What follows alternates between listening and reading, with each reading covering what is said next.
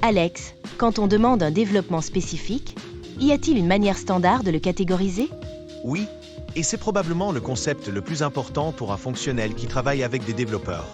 C'est le framework RECEF, qui est un acronyme pour report, interface, conversion, enhancement, forme. Peux-tu me détailler chaque lettre? Bien sûr.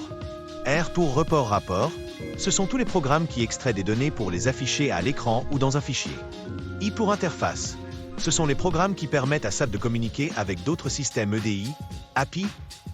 C pour conversion, ce sont les programmes utilisés une seule fois pour migrer les données d'un ancien système vers SAP, souvent via des outils comme le LSMW ou des BAPIs. Et les deux dernières lettres? E pour enhancement amélioration, c'est quand on ajoute une logique spécifique au standard sans le modifier, via des use-et-exit ou des body. Par exemple, ajouter un contrôle personnalisé lors de la sauvegarde d'une commande. Étage F pour forme formulaire. Ce sont tous les documents imprimés ou envoyés en PDF, comme les factures, les bons de commande ou les étiquettes. Pourquoi est-ce si important de connaître ça? Parce que c'est le langage universel pour cataloguer les développements.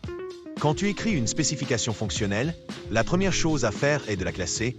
Ceci est un nouveau report R ou ceci est un enhancement E sur la transaction VA01.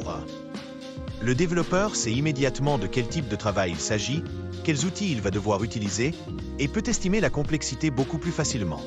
On structure donc la demande dès le départ pour éviter toute ambiguïté. C'est la base d'une bonne spécification.